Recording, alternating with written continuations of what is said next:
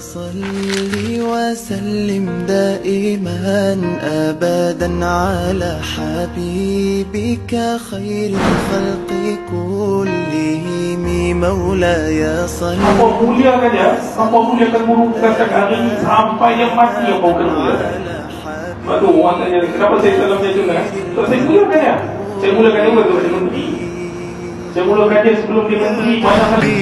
سلام عليك يا رسول سلام عليك يا حبيب سلام عليك صلوات الله عليك.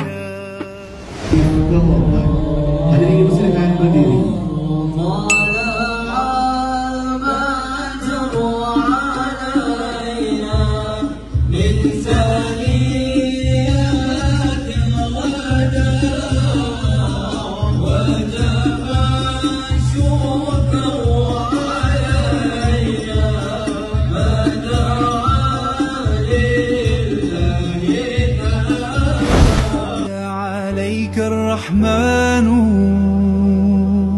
Berdekatan dengan makam Rasulullah SAW.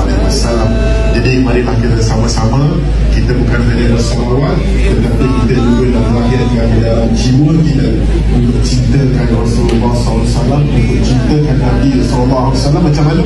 Dengan Sayyidi ya Muhammad Islam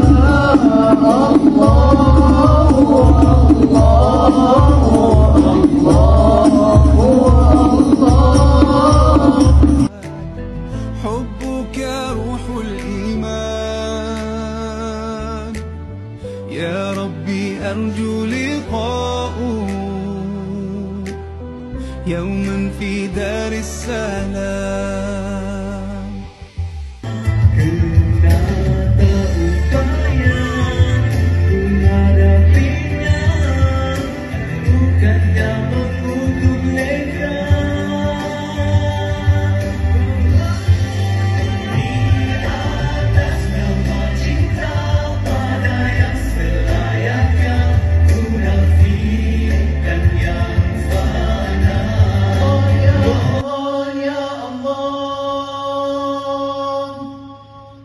اللهم يا منزل الهدى bisakah dicari di dunia ini seorang wanita berbidadari mengulurkan cinta setulus kasih. Baik, ini masanya. Jom, sampaikan lagu handphone anda sebagai tanda selamat.